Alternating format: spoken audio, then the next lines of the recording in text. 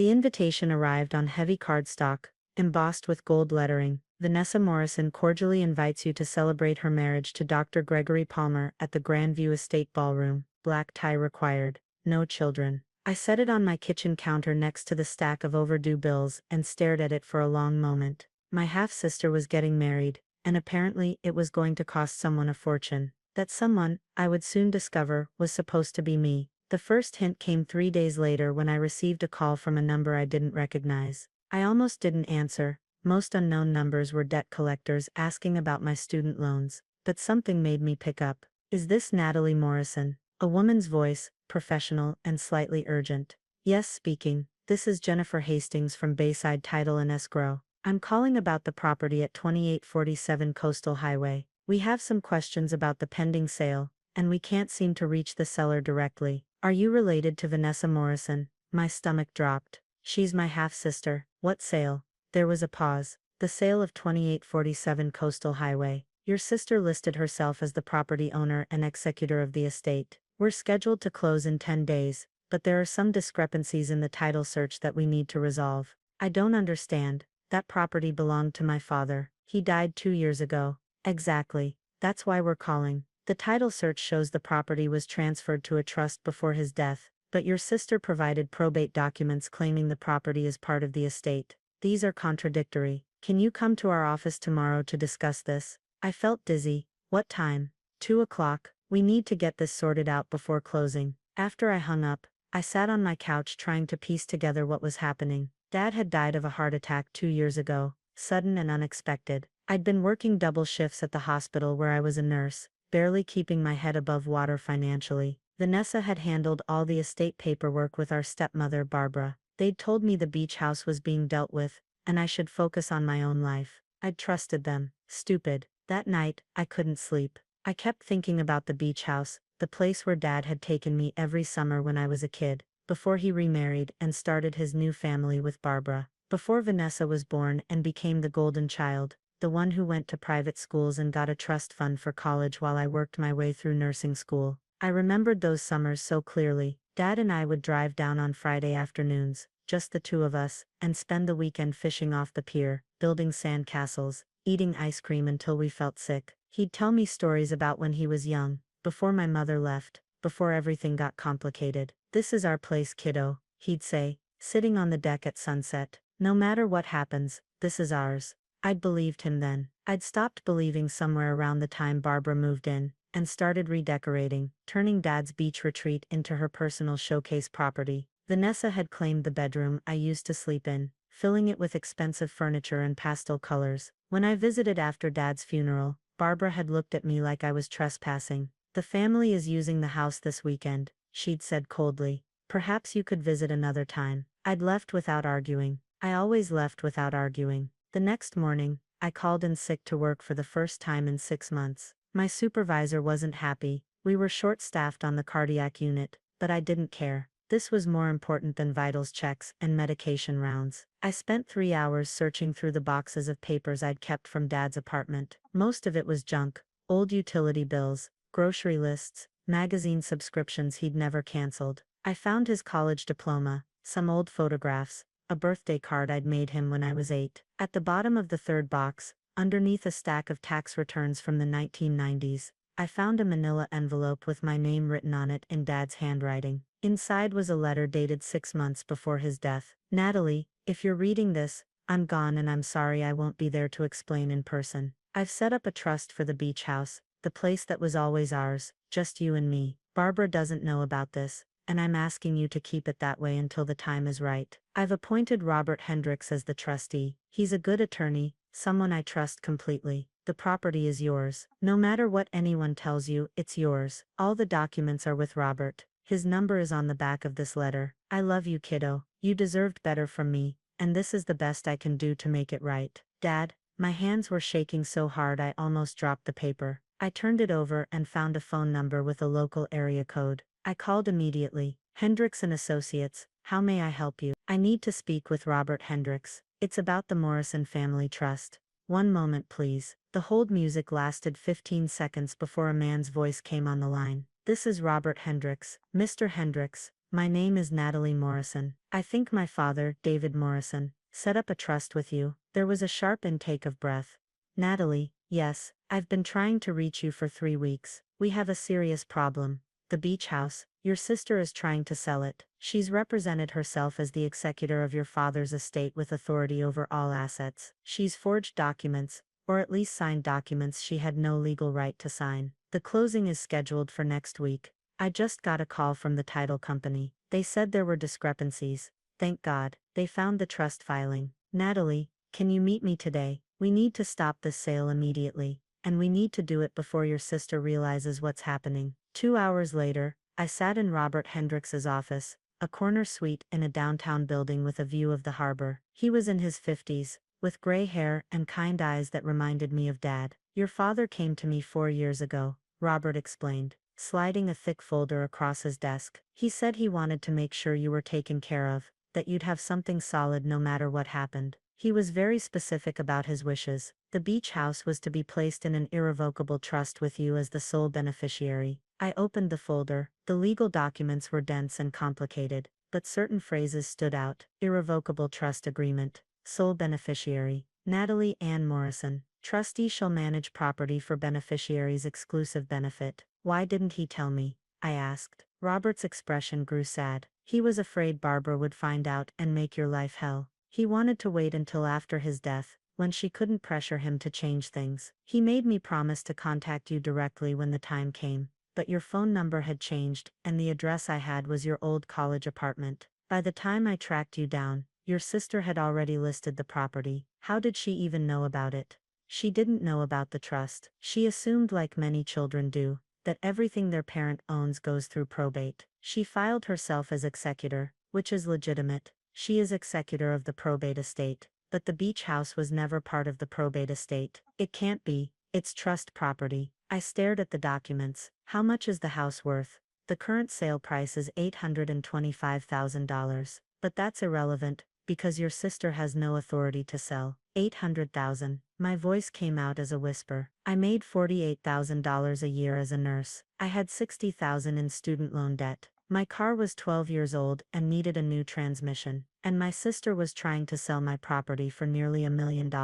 What happens now? I asked. We go to the title company and present these documents. The sale gets canceled, and then we deal with your sister. Robert made a phone call, spoke briefly with someone named Jennifer at Bayside Title, and confirmed we could meet at their office in an hour. Before we left, he handed me a card. There's something else you should know, he said carefully. The trust also includes a modest investment portfolio. Your father wanted you to have income security. It's currently worth about $200,000 and generates roughly $12,000 a year in dividends. I couldn't speak. My entire world was tilting sideways. Bayside Title and Escrow occupied a suite in a building near the waterfront. Jennifer Hastings met us in the lobby, a sharp-eyed woman in her 30s, with an expression that suggested she'd seen every kind of real estate fraud imaginable. Thank you for coming so quickly, she said, leading us to a conference room. This situation is highly irregular. We need to verify ownership before we can proceed with anything.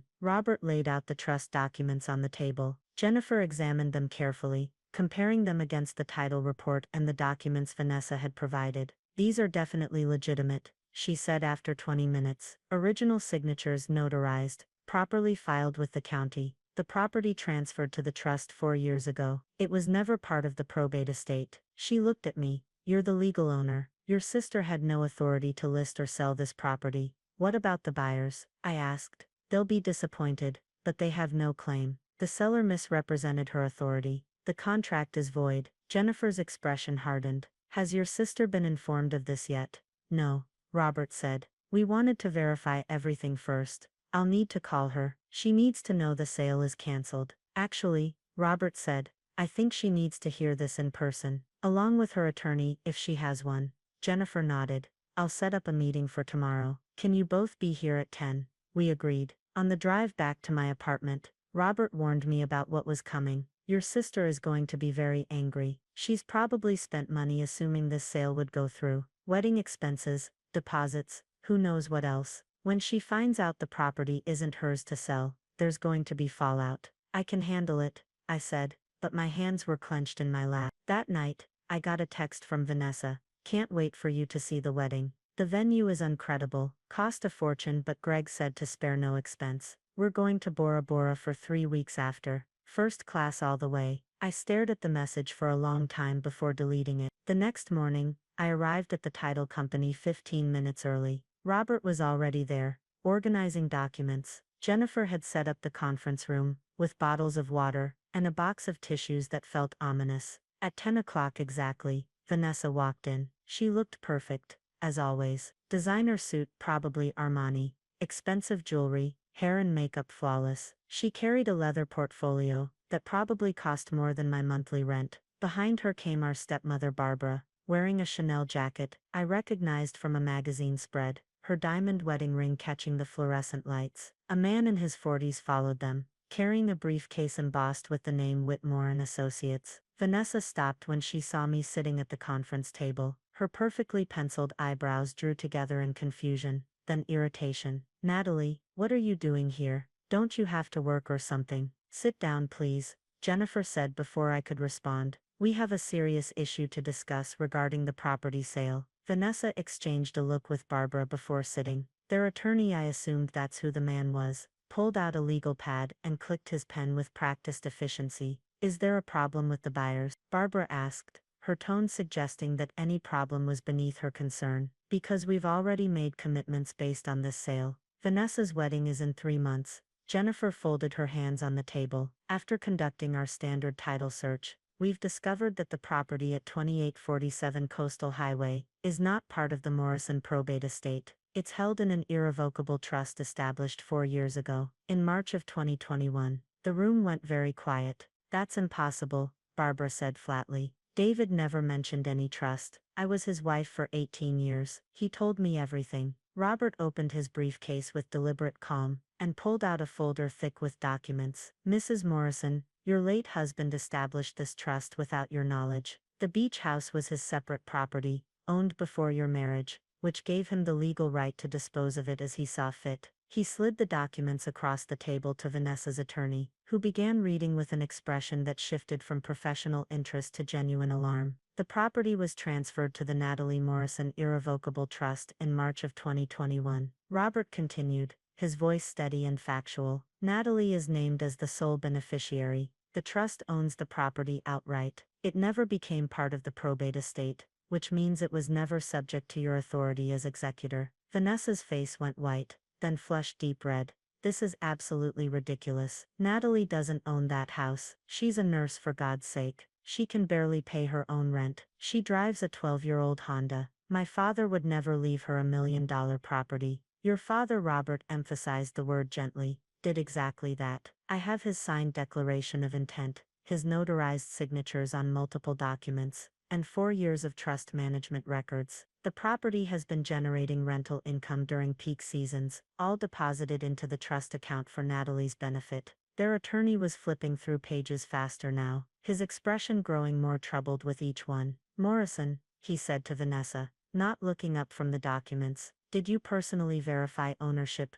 before listing this property with a real estate agent? I'm the executor. Vanessa's voice went shrill. I have the legal right to manage the estate. I filed the paperwork. I went through probate court. I have the documents. For the probate estate, Jennifer interjected calmly. Not for trust assets. Those are completely separate legal entities. The probate estate consists of assets your father owned in his name at death. Trust property passes outside of probate. Barbara leaned forward, her manicured nails tapping the table. This is fraud. David wouldn't have hidden assets from me. Someone's forged these documents. Probably her. She jerked her chin toward me. The documents are filed with the county recorder's office, Jennifer said. They're public record. They've been sitting there for 4 years. Anyone can access them. Vanessa's attorney set down the papers and removed his reading glasses. Miss Morrison, these documents appear to be legitimate. The signatures, the notarization, the filing, everything is in order. I don't care. Vanessa stood up abruptly, her chair scraping loudly across the floor.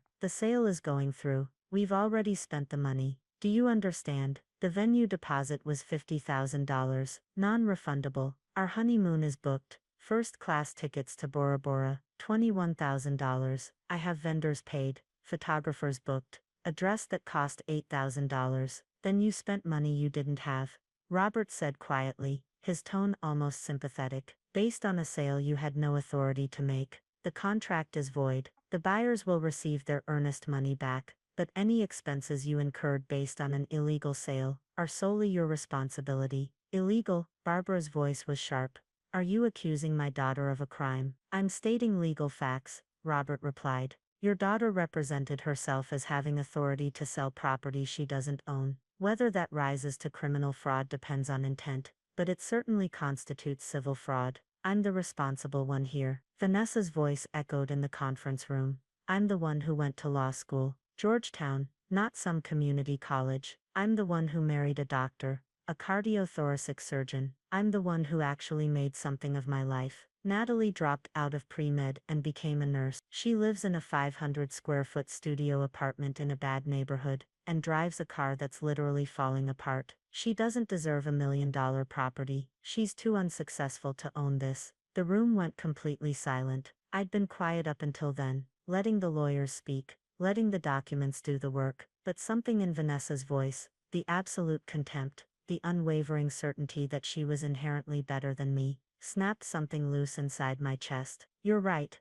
I said, my voice soft but clear. I did drop out of pre-med, second year winter semester, because Dad called me at 2 in the morning from the emergency room. He'd had his first heart attack, and he was alone because Barbara was at a spa retreat in Arizona, and you were studying for the bar exam. Vanessa's mouth opened, but I kept going. I dropped out because someone needed to take him to his cardiology appointments 3 times a week. Someone needed to make sure he took his medications, monitor his blood pressure, help him with the physical therapy. You were too busy with law school. Barbara was too angry at him for getting sick and ruining her social calendar. That's not fair, Barbara interjected. I had commitments. I'm not finished. I looked directly at Vanessa. I became a nurse, because after taking care of Dad, I realized I wanted to help people, not for the money or the prestige, because I genuinely wanted to make a difference. And yes, I live in a studio apartment, because I'm paying off $60,000 in student loans from the 2 years of pre-med I did complete. Loans I took out because, unlike you, I didn't have a trust fund paying for my education. Dad paid for, Vanessa started. Barbara's money paid for your education, I corrected. The trust fund her parents set up. Dad paid for my first 2 years, and then his money went to medical bills. I took out loans for the rest. So yes, I'm not as successful as you by your standards, but I was there. When it mattered, when Dad was sick and scared and dying, I was there. And he knew that. That's why he set up the trust. Not because I deserved the house more than you, but because I needed it more. Because he knew that I'd sacrificed everything and you'd sacrificed nothing. Vanessa's face was blotchy with rage, and what might have been shame. You always do this. You always play the martyr. I'm stating facts, I said, echoing Robert's earlier words. Dad knew I'd given up my medical career to take care of him. He knew I was drowning in debt. He knew that after he died, you and Barbara would shut me out of the family. So he made sure I'd have something you couldn't take away. Their attorney cleared his throat uncomfortably. Miss Morrison, Miss Hastings, I need to speak with my clients privately. It appears we have some significant legal issues to address. Jennifer nodded. We'll step out. Conference room B is available. Take your time. Robert and I went to the lobby. Through the glass walls of the conference room, I could see Vanessa gesturing wildly, her face animated with fury. Barbara sat rigid, her arms crossed. Their attorney was shaking his head repeatedly, clearly explaining that they had no legal ground to stand on. That went better than I expected, Robert said dryly, offering me a bottle of water from the cooler. What happens if they try to fight this? I asked, my hands shaking slightly as I opened the bottle. They can't. Well, they can file a lawsuit, but it'll be dismissed immediately. The trust is ironclad. I made sure of that when your father and I drafted it. Your father was very specific about his wishes. He even included a provision that if anyone contests the trust, they forfeit any bequests from his probate estate. Vanessa was supposed to get something from the probate estate, his car collection, 3 vintage vehicles worth about $100,000 total. If she challenges the trust, she loses them. Robert smiled slightly. Your father knew his family well. We waited for 25 minutes. Through the glass, I watched their attorney show Vanessa something on his laptop, probably case law about trust validity. Her shoulders slumped. Barbara's expression went from angry to calculating to resigned. Finally, Jennifer came to get us. My clients acknowledged the validity of the trust documents, their attorney said the moment we sat down. His voice was carefully neutral, professional. They're withdrawing the property from sale immediately. However, they've incurred substantial expenses based on the anticipated sale proceeds. Miss Morrison, Vanessa has paid non-refundable deposits totaling $78,000 for wedding-related expenses. That's unfortunate, Robert said with genuine sympathy. But it's not my client's responsibility. We understand the legal position. However, my clients are requesting that Natalie consider selling the property voluntarily and splitting the proceeds with her sister as a gesture of family goodwill, given that the property was part of their father's legacy. No, I said. The attorney blinked. I haven't finished explaining. The answer is no. The property was Dad's legacy to me, specifically. If he'd wanted Vanessa to have half of it, he would have set up the trust that way. He didn't. Natalie, please. Barbara's voice shifted, becoming softer, almost pleading. Vanessa is getting married. This is supposed to be the happiest time of her life. Do you know what it's like to have to call vendors and cancel, to tell your friends that the wedding might not happen? Your father loved Vanessa too. He would have wanted you to help your sister. If Dad wanted Vanessa to have the house, he would have put her in the trust. I repeated. He didn't. He wanted me to have it, so I'm keeping it. Vanessa stood up so fast her chair fell backward. You selfish bitch. You're going to ruin my wedding because you're jealous that I'm more successful than you'll ever be. Your wedding isn't my problem. You spent money you didn't have on a wedding you couldn't afford. That's on you. We're family. Half family, I corrected. And you've reminded me of that difference my entire life. Their attorney put a hand on Vanessa's arm. We're done here. I'll prepare the withdrawal paperwork. They left in a cloud of fury and designer perfume. Jennifer let out a long breath. Well, that was intense. What do I need to do now? I asked. Sign some documents confirming you're not authorizing the sale. I'll notify the buyers officially. And then, Jennifer smiled slightly. You'll own a very nice beach house free and clear. Robert and I spent another hour going over the trust details. The investment portfolio was generating monthly income. The beach house had been paid off years ago, so there was no mortgage. Property taxes were about $8,000 a year, paid from the trust funds. You could live there, Robert suggested, or rent it out. Beachfront property in this area gets premium rental rates, $15,000 to $20,000 a month during summer season. My head was spinning with possibilities. A life without crushing debt, a life with options. I need to think about it, I said. Take your time. The trust isn't going anywhere. I drove to the beach house that afternoon, my hands still trembling on the steering wheel. The drive took 40 minutes through coastal traffic, past tourist shops and seafood restaurants and families on vacation. I'd made this drive 1,000 times as a kid, always with a sense of anticipation and joy. Today felt different. Today felt like coming home after years of exile. The house was beautiful. 2 stories of weathered gray siding, a wraparound deck with white railings, floor-to-ceiling windows that reflected the afternoon sun. The yard was immaculate. Clearly Vanessa had been paying for landscaping service from the estate funds. Hibiscus flowers bloomed in carefully tended beds. The grass was trim and green. I used the key that Dad had given me 20 years ago, the one I'd kept on my keychain through college and nursing school and a dozen apartment moves, the one I'd never been able to throw away, even when I thought I'd never use it again. Inside, everything was exactly as I remembered, and yet completely different. The furniture was new, expensive pieces that screamed Barbara's taste, cream-colored sofas, glass coffee tables, abstract art on the walls. But Dad's bookshelf was still there in the corner, still holding his collection of vintage sailing manuals and mystery novels. His reading chair by the window, the old leather recliner he'd refused to replace, was still in its spot, though it had been reupholstered in fabric that matched the new decor. The kitchen had been updated, granite countertops, stainless steel appliances, pendant lighting over an island that hadn't been there before. But through the window above the sink, I could still see the ocean view where Dad and I used to watch dolphins play in the surf while we did dishes together. I walked upstairs. The bedroom that used to be mine was now Vanessa's showcase, a king-sized bed with designer linens, a walk-in closet full of clothes that still had tags on them, a vanity covered in expensive cosmetics. I closed that door and moved down the hall to the master bedroom. Dad's room was largely unchanged, the same solid oak bed frame,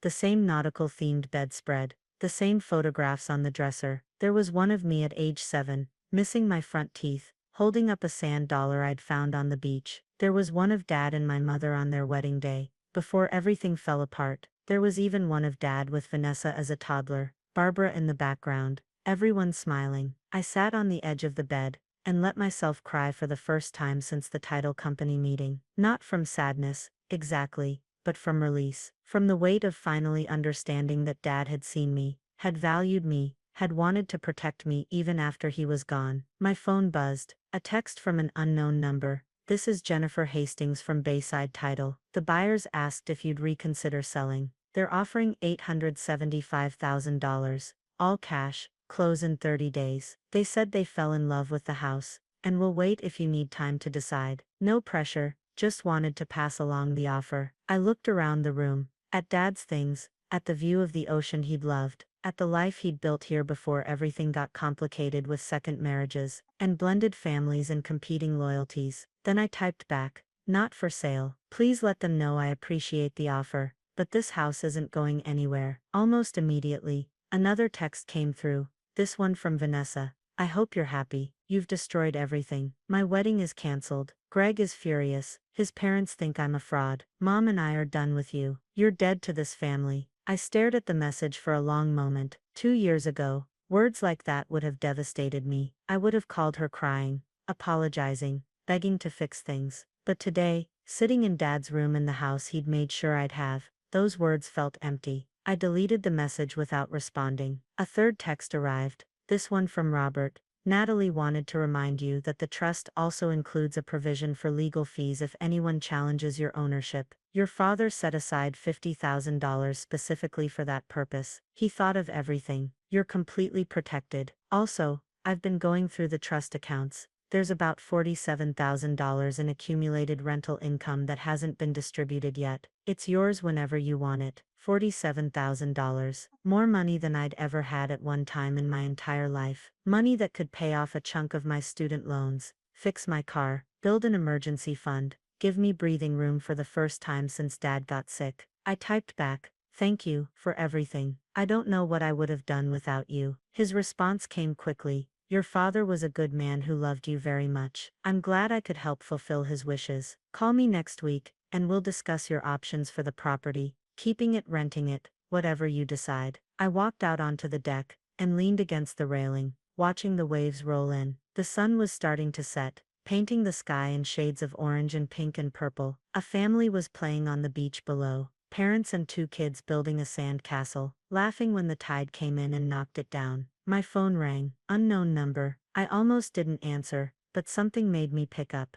Natalie Morrison, a man's voice, professional. "Yes, this is Gregory Palmer, Vanessa's fiancé." I tensed. "Dr. Palmer, please call me Greg," he sighed. "I'm calling to apologize. I had no idea about any of this. The trust, the property ownership, Vanessa's plans to sell. She told me it was her inheritance, that it was all arranged. I feel like an idiot. I didn't know what to say." "The thing is," Greg continued, "I told Vanessa we should postpone the wedding anyway. Not because of the money, but because of how she's been talking about you. The things she's been saying. I didn't realize how much resentment she carried until all of this happened. Oh, I want you to know that I don't blame you for keeping what's rightfully yours. Your father left you that property for a reason. Vanessa should respect that." He paused. "We're going to do some couples counseling before we move forward with any wedding plans. There are clearly some family issues that need to be worked through." "That's probably wise," I said carefully.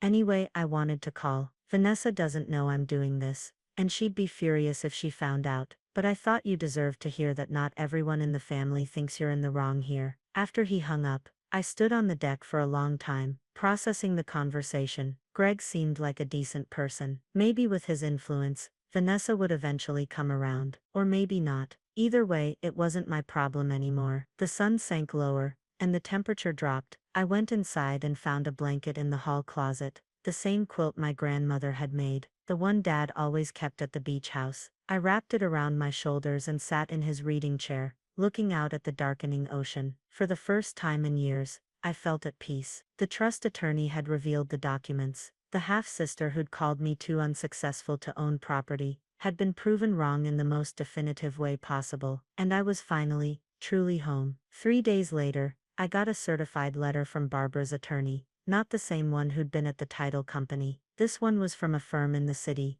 the kind with 3 names and offices in glass towers. The letter threatened legal action for intentional interference with family harmony and undue influence over a vulnerable elderly man. It demanded that I submit to mediation and agree to split the property proceeds equitably among all family members. I forwarded to Robert without comment. He called me within an hour. This is harassment. The claims have no legal merit whatsoever. Would you like me to respond, or would you prefer to let it sit? What do you recommend? I recommend a very polite letter, explaining that your father was of sound mind when he created the trust, that he was represented by competent counsel, me, and that any further harassment will result in a countersuit for malicious prosecution and intentional infliction of emotional distress. Do it. Consider it done. Also, Natalie, I should tell you this is a sign they're desperate. They've realized they have no legal options, so they're trying intimidation. It won't work. He was right. 5 days later, I received a formal apology letter from Barbara's attorney, stating that their client had been misinformed about the facts,